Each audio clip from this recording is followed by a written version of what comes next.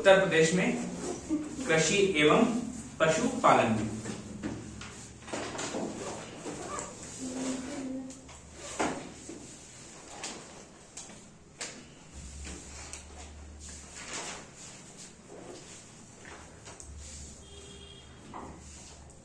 ठीक है, तो 1994 और 95 तक लगभग हमारे उत्तर प्रदेश में कृषि यानी प्राथमिक स्तर का योगदान सर्वाधिक होता था।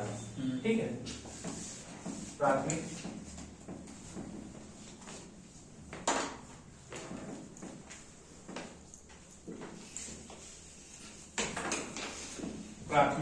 क्षेत्र का योगदान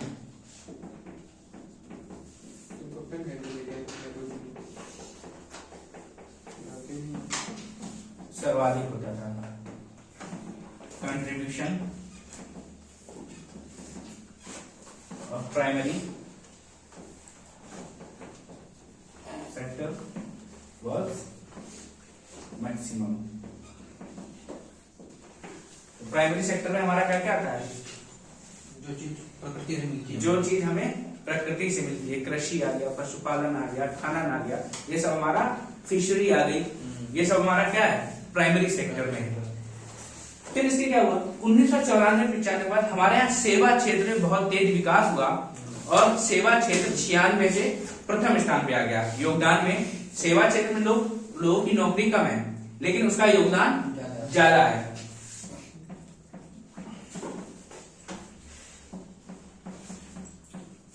सेवा क्षेत्र का योगदान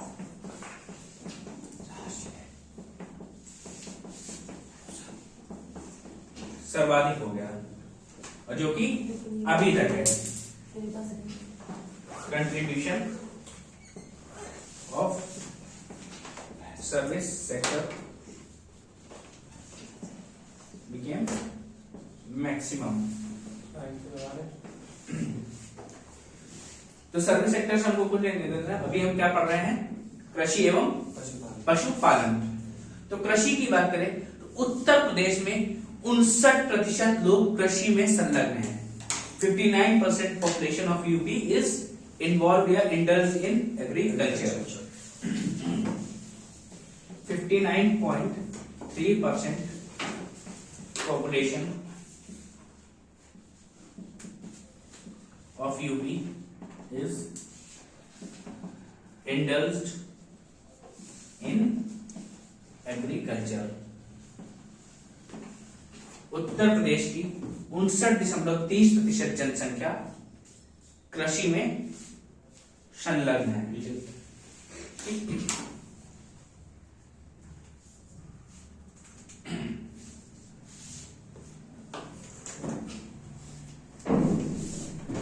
तो इसका जीडीपी में कितना योगदान है? उत्तर प्रदेश की जीडीपी में इसका 27% योगदान है। कृषि से कितना जीडीपी? उत्तर प्रदेश की जीडीपी में कृषि से 27% योगदान मिलता है।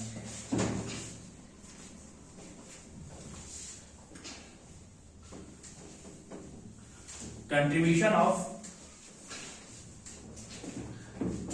एग्रीकल्चर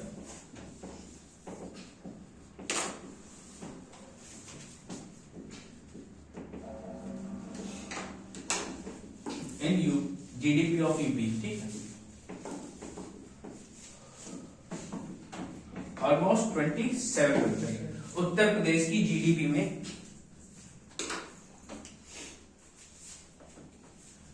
कृषि का 27% योगदान है। ठीक है,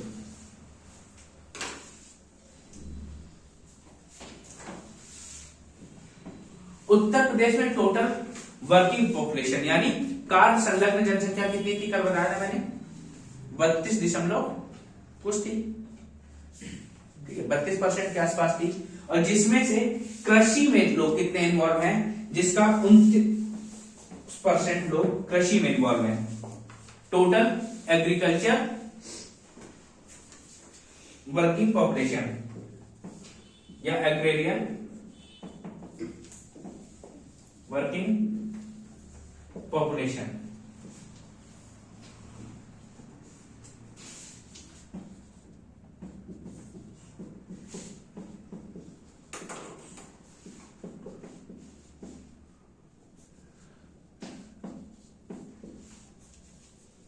कृषि में कार्यशील जनसंख्या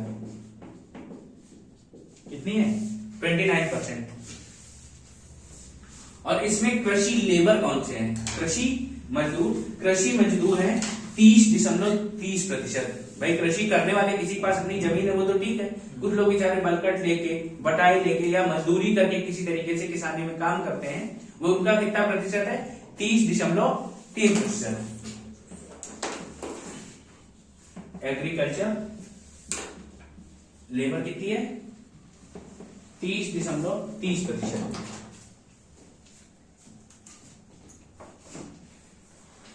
कुल कार्यशील जनसंख्या में एग्रीकल्चर कृषि मजदूर कितने हैं?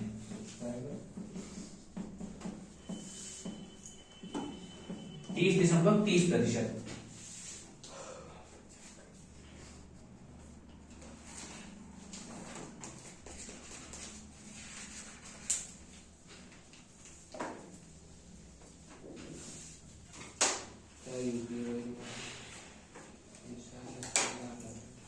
अब उत्तर प्रदेश में हम लोग किसानों की बात करें, ठीक है, या फार्मर्स ऑफ यूपी, तो कैसे होते हैं?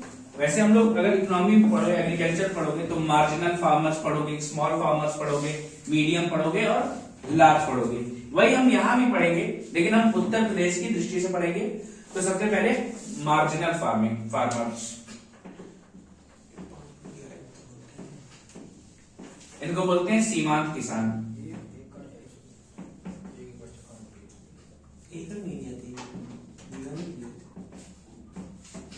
सीमांत कृषक ऐसे कृषक जिनके पास जमीन कितनी हो? 1 हेक्टेयर से कम हो।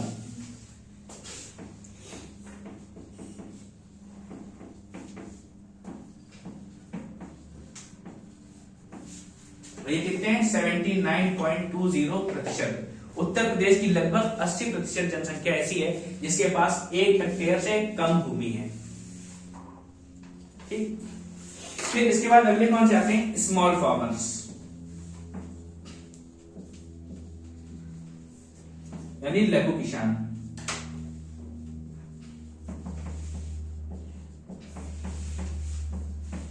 इनके पास भूमि कितनी होती है? 1 से 2 हेक्टेयर के बीच में।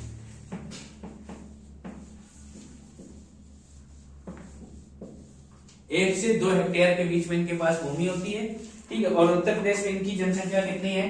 13.14%। उत्तर प्रदेश में लघु किसान कितने हैं? 13.14%। फिर उसके बाद मध्यम यानी मीडियम,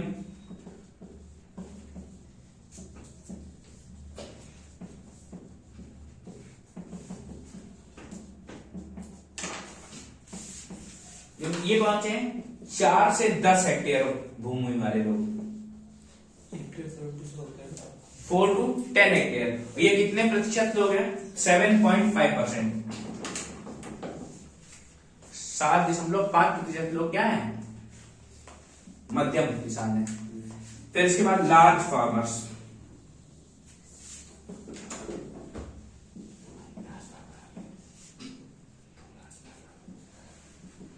बड़े किसान, ये कितने हैं? जिनके पास 10 हेक्टेयर से ज्यादा जमीन हो। मीडियम में आ गया,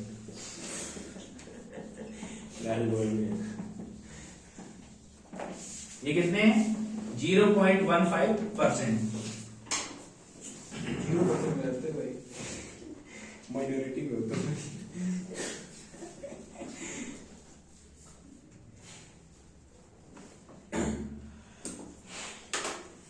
टाइप ऑफ फार्मर है।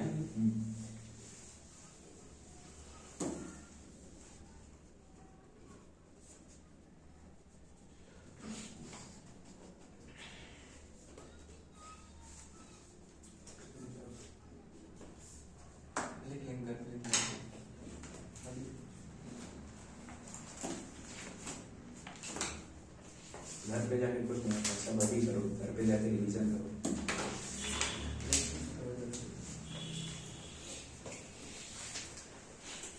नोट कर लिया?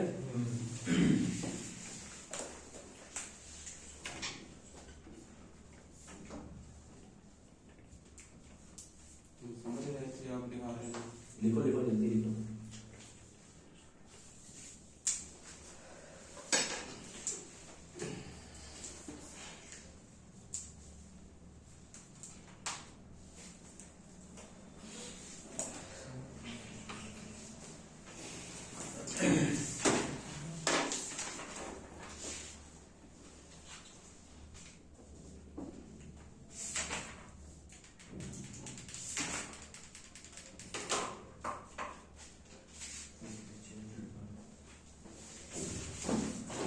फिर उसके बाद उत्तर प्रदेश में औसत जोत कितनी है?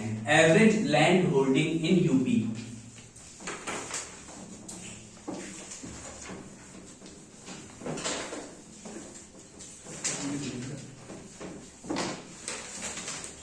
Average land holding in UP, औसत जोत। उत्तर प्रदेश में औसत जोत कितनी है?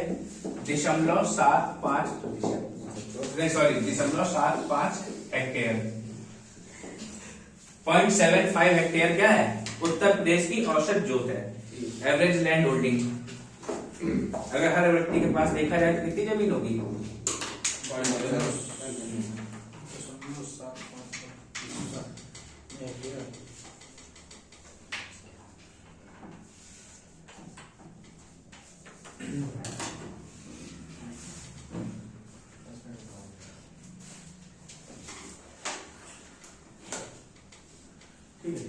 उत्तर प्रदेश में सबसे ज्यादा बाढ़ प्रभावित क्षेत्र कौन सा है?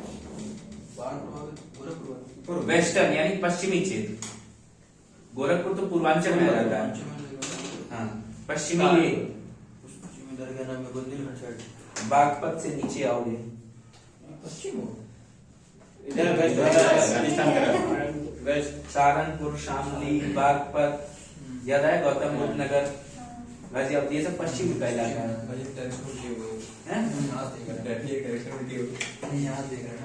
तो उत्तर प्रदेश में सबसे ज्यादा बाढ़ प्रभावित क्षेत्र कौन सा है?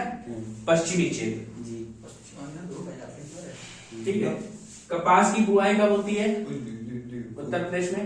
कपास की बुआई होती है जनवरी फरवरी। कॉटन इज नवंबर में। Grown in June and July.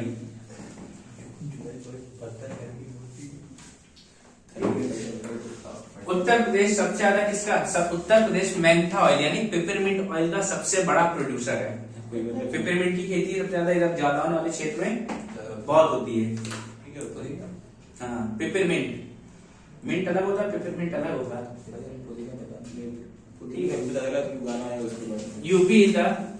UP is largest producer of Mentha oil. कुल उत्पाद का 90% उत्पादन उत्तर प्रदेश करता है। 90% of total produce is produced in UP. कुल उत्पादन का 90% उत्तर प्रदेश में उत्पादित होता है। पूरा पहले भी इधर का आ रहा था ज्यादा, उधर का आ ही नहीं रहा था।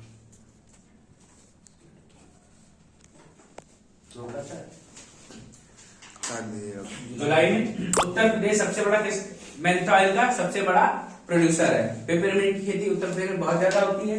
90% मेंथा ऑयल उत्तर प्रदेश में ही बनता है। ठीक है। और ये किसकी पत्तियों से बनता है? शिवाला की पत्तियों से। पेपरमिंट लीफ को शिवाला लीफ बोलते हैं। शिवाला की पत्तियों से बनता है।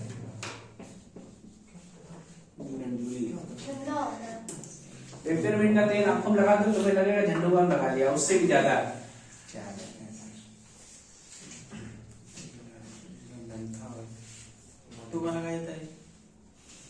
ये सब यूज किया जाता है, इतना मतलब कंसंट्रेटेड नहीं यूज करते हैं।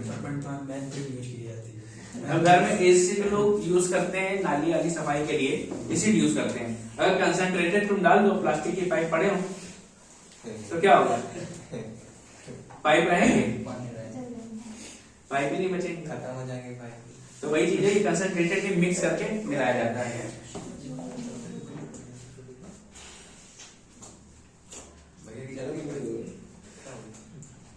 उत्तर प्रदेश को कितने जलवायु प्रदेशों में बांटा गया है? उत्तर प्रदेश को 9 कृषि जलवायु प्रदेशों में बांटा गया है।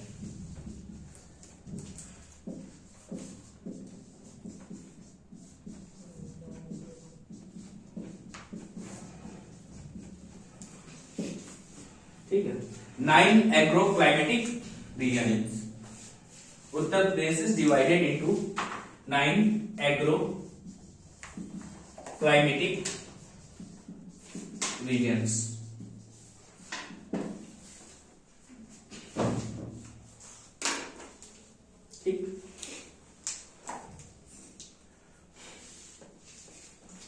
उत्तर प्रदेश की औसत जोत कितनी है?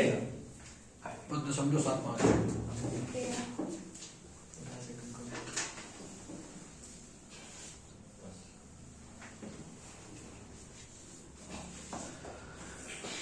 अच्छा, उत्तर प्रदेश में कपास की खेती कहाँ कहाँ की जाती है?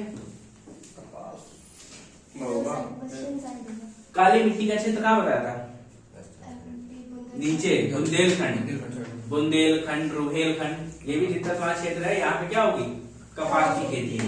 याद रखना, काली मिट्टी तुम्हें जहां मिलेगी वहीं पे तुम्हारी कपास की खेती की जाएगी। और उत्तर प्रदेश की नगदी फसल कौन सी है? गन्ना, sugar cane is important cash crop of UP, नगदी फसल है। उत्तर प्रदेश की प्रमुख नगदी फसल कौन सी है? शुगर केन यानी गन्ना। अफीम की खेती सबसे ज्यादा कहां होती है? इधर होगी बाराबंकी में। इधर Barabanki is highest producer of opium, और अफीम किसी को बोलते हैं। गांजा भी यही होता है। हाँ, मारिजुआना क्या होता है? वही गांजा होता है वहाँ। क्या बोलते हो? हीरोइन थी। ठीक है। और अफीम की फैक्ट्री कहाँ पे है?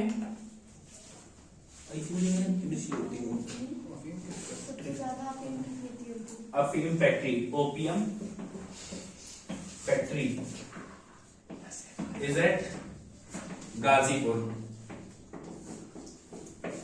तो ये तो सर मैं नहीं सर, नहीं होना चाहिए। मेडिसिनल पर्पज से यूज होती है। जितने भी आपके पेन किलर्स आते हैं, जब हाई डोज चलता है, जब बहुत ज्यादा दर्द होता है, उसमें ओपियाइड लिखे होते हैं, मॉर्फिन सुने होंगे ना, ये सब ड्रग्स हैं,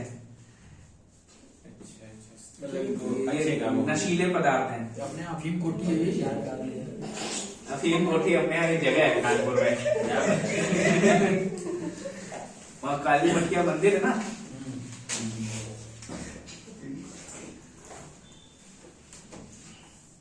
बाराबंकी कौन सा मंदिर है? लोधेश्वर। लोधेश्वर, हाँ लोधेश्वर है। लोधेश्वर बहुत फेमस है ना, बाराबंकी लखनऊ। हाँ, वहां पे मंदिर चले जाओ शिवरात्रि में, भीड़ में ही दब के निकल जाओ। मुझे बात करना है। अगर आप थोड़ा सा कमजोर टाइप के हैं, ध्यान नहीं देते, लूज हैं, इतनी भीड़ होती है वहां शिवरात्रि पे, तो आप वहीं रह जाएंगे। क्या अफीम की फैक्ट्री कहाँ पे है? गाजीपुर में। मेरा वजन अफीम की फैक्ट्री गाजीपुर में है।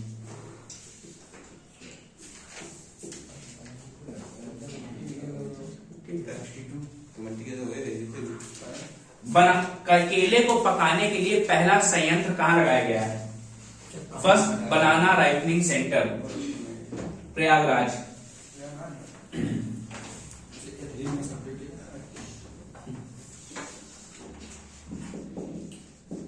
केले पकाने का पहला संयंत्र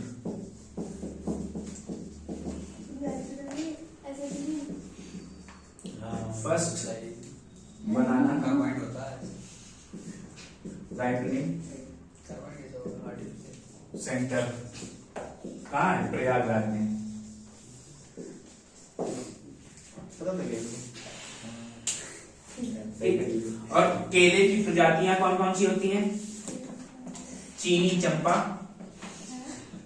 केले की प्रजातियां। अरे अमरूद की प्रजातियां पूछ ली थी इस बार पेपर में, कभी कभी पूछ लेता है। ठीक है। दूध सागर,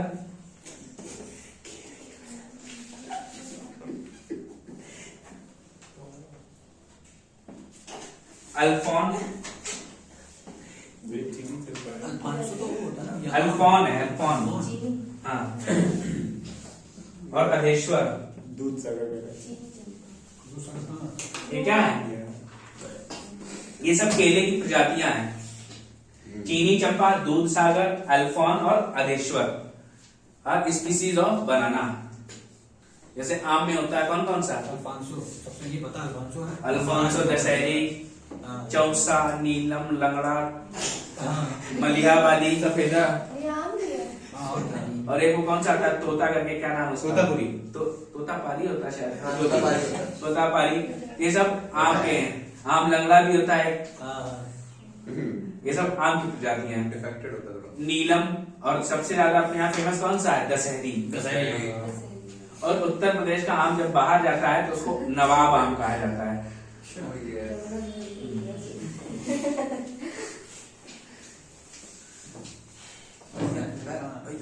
आंवला की खेती सबसे ज्यादा कहाँ होती है? आंवला का उत्पादन सबसे ज्यादा होता है प्रतापगढ़ में। आंवला इज प्रोड्यूस्ड इन प्रतापगढ़। सर्वाधिक आंवला की खेती, आंवला is maximum produced in Pratapgarh. आंवले की सर्वाधिक उत्पादन प्रतापगढ़ में होता है।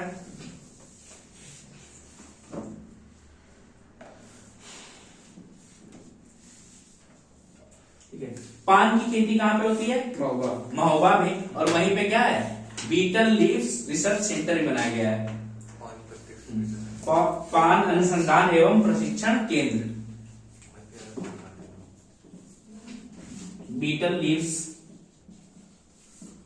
Are cultivated in Mahua. At Mahoba. पान की खेती महोबा में होती है।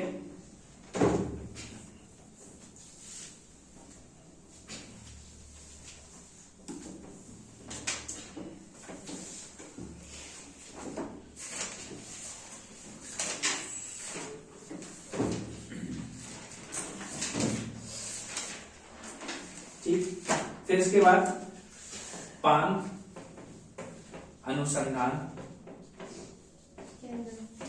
एवं प्रशिक्षण केंद्र।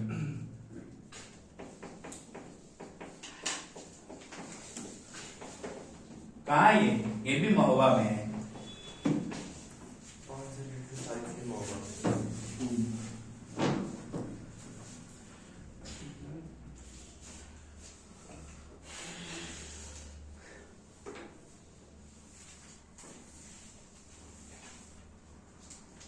बीटल लीफ से यानी पान से रिलेटेड जो भी आएगा वो महोबा में है।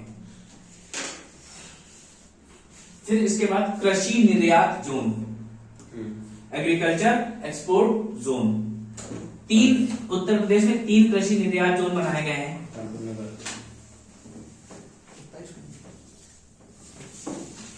There are 3 export zone in UP. ये एग्रीकल्चर एक्सपोर्ट जोन है, कृषि निर्यात जोन।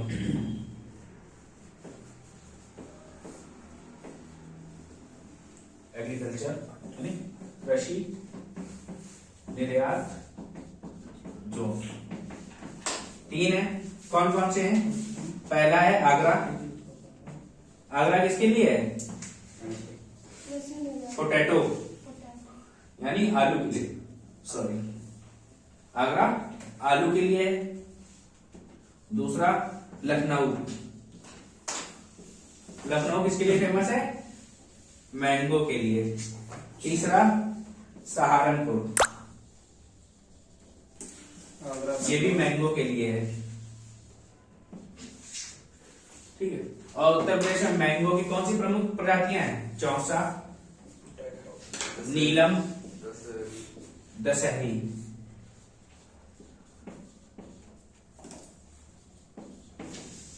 दशहरी, ठीक है।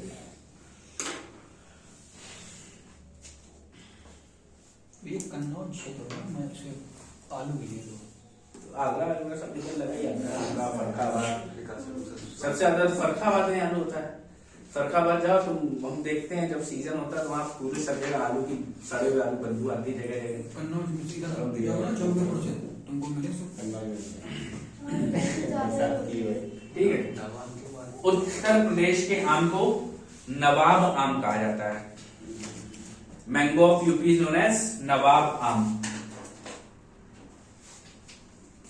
नवाब मैंगो बोल सकते हो।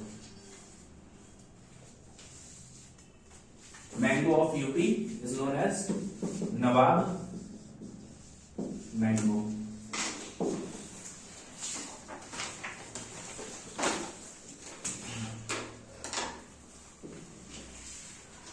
अब उत्तर प्रदेश का देश में किन किन उत्पादों में प्रथम स्थान है?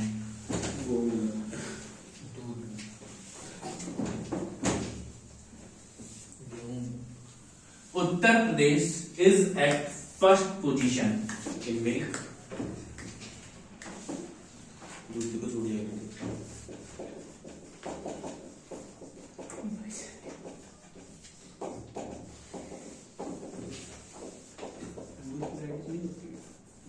सफेद काला पीला पीला कैसे होता था?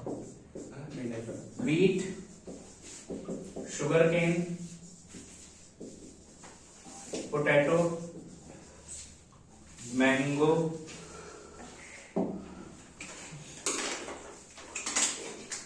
Guava, milk etcetera. बहुत ही है। हाँ भैया, इतनी चीजों में उत्तर प्रदेश का पहला स्थान उत्पादन में। Uttar Pradesh is at first position in the production of wheat, sugar cane, potato, mango, guava, milk and etcetera. गाँव में अमरूद होता है। अमरूद।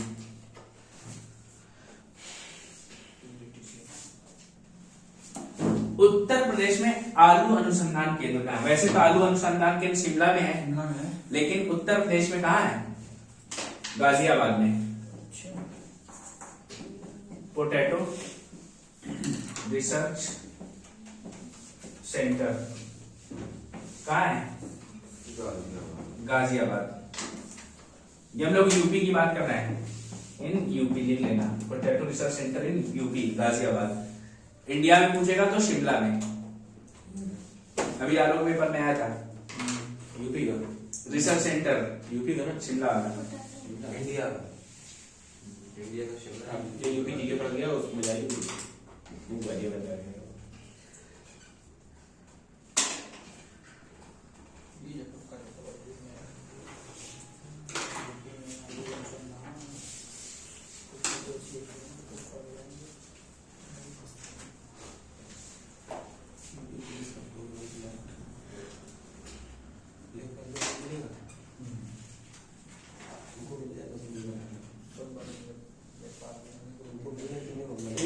अब उत्तर प्रदेश में योजनाएं कौन कौन सी लागू हुई हैं? कृषि से संबंधित लिखो योजनाएं।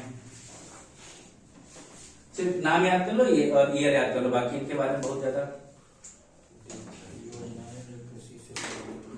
पहले चकबंदी योजना,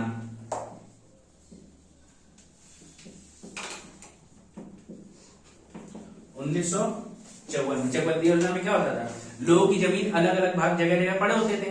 जो चकबंदी करके क्या करते थे? उनको सबको मर्ज करके बड़ी जमीन, जिससे क्या उनको आसानी हो किसानी करने में। फिर इसके बाद आया सीलिंग कानून, उत्तर प्रदेश में लागू हुआ 1960 में। Ceiling law was implemented in 1960 और इसकी लिमिट रखी गई 18 एकड़, सॉरी 18 हेक्टेयर। 18 हेक्टेयर। अब जिसके पास 18 हेक्टेयर से अधिक भूमि होगी उसको क्या करना पड़ेगा? टैक्स नहीं पे करना पड़ेगा, सरकार को अधीन करनी पड़ेगी। इससे ज्यादा आपके पास जमीन नहीं होनी चाहिए। लेकिन इसमें फिर क्या हुआ? कुछ ड्रॉबैक्स निकाले गए। कहीं पहले जमीन का सर्वे किया जाएगा कि जमीन की क्वालिटी, किस जमीन की क्वालिटी कैसे है। पता है 18 हेक्टेयर है, अब उसमें आपकी 12 हेक्टेयर में उपजाऊ नहीं है, तो किस काम की? इस चक्कर में लोगों ने बहुत सारी जमीनें बचा ली। कहते हैं ना कुछ उंगली हो जाती है। कानून बाद में बनता है। तो उन्होंने वो दिखवा दिया आपको, एक जमीन से चुकी नहीं जाएगी, फिर वही कागजों में। किसान मित्र योजना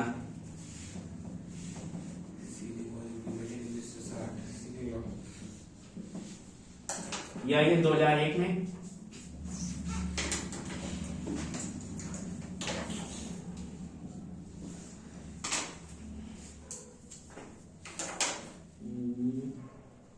और कौन सी है? न्यू एग्रीकल्चर पॉलिसी पहले आई 2005 में आई थी क्या? कृषि योजना, कृषि नीति, कृषि नीति 2005 में आई है, 29 दिसंबर 2005। फिर नई कृषि नीति आई है 2013 में, न्यू एग्रीकल्चर पॉलिसी 2013। ये क्या है? कृषि नीति 2005, 29 दिसंबर 2005 को आई थी। फिर उसके बाद न्यू एग्रीकल्चर पॉलिसी कब आई है? 2013 में।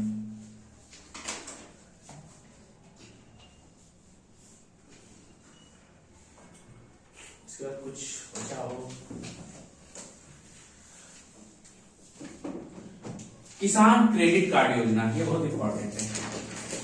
किसान क्रेडिट कार्ड योजना ये आई थी 1998 और 99 में। लोग किसान क्रेडिट कार्ड से पैसा उठा लेते हैं, फिर सरकार माफ कर देती है। लोग इसी इंतजार में पैसा नहीं देते बहुत समय तक, लेकिन अब की सरकार बदलेगी तो पैसा माफ हो जाएगा।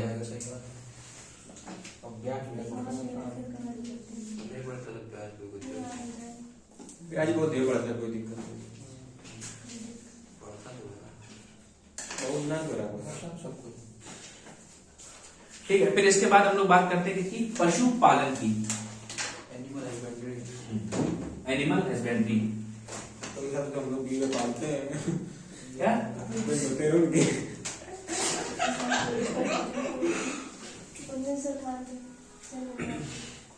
सर्वाधिक पशुपालन उत्तर प्रदेश में होता है, cattle farming, animal husbandry.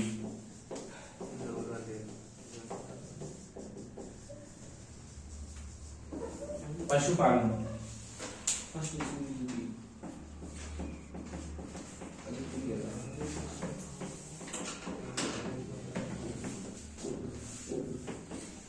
UP में होता है, सर्वाधिक पशुपालन यूपी में होता है। और ये कब पता चला हमें? एनिमल हस्बेंड्री सेंसस 2019 के अनुसार, according to animal husbandry census 2019 की पशुपालन गणना के अनुसार हमें ये पता चला है क्या उत्तर प्रदेश में सर्वाधिक पशुपालन होता है। ठीक है, और सबसे ज्यादा कौन सा जानवर पाया जाता है? कौन से पशु का पालन किया जाता है? बफेलो का। सर्वाधिक संख्या में भैंसें पाली जाती हैं, सर्वाधिक भैंसों का पालन किया जाता है। ठीक है, पास्चर बैंक कहाँ है? पशु चारा बैंक झांसी। पशु चारा बैंक झांसी में है। यूपी गौ सेवा आयोग का गठन कब किया गया? 1999। उत्तर प्रदेश गौ सेवा आयोग का गठन 1999 में किया गया। उत्तर प्रदेश दूध के उत्पादन में पहले स्थान पे, कुल दूध उत्पादन का 18% उत्पादन उत्तर प्रदेश से होता है। इंडिया की टोटल मिल्क प्रोडक्शन का 18% यूपी से होता है। UP is highest milk producer in India. कितना? 18%।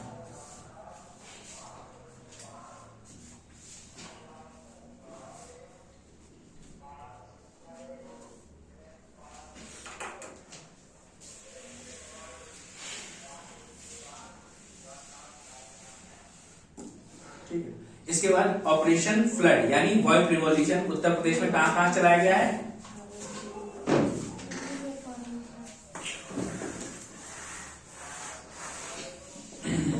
व्हाइट रिवॉल्यूशन एक ही चीज है और क्या?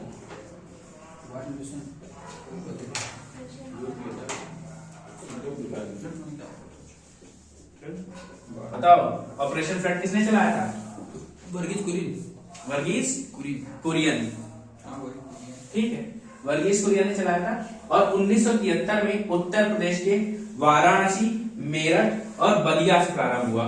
1973 में कहां से? वाराणसी, मेरठ और बलिया। ऑपरेशन फ्लड किसने चलाया था? वर्गीज कुरियन।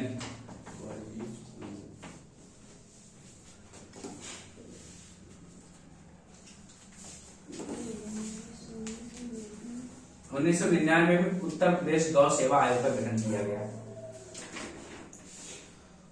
उत्तर प्रदेश दूध उत्पादन में सर्वाधिक पहला स्थान रखता है, कुल उत्पादन का 18% यही होता है। ओके भैया।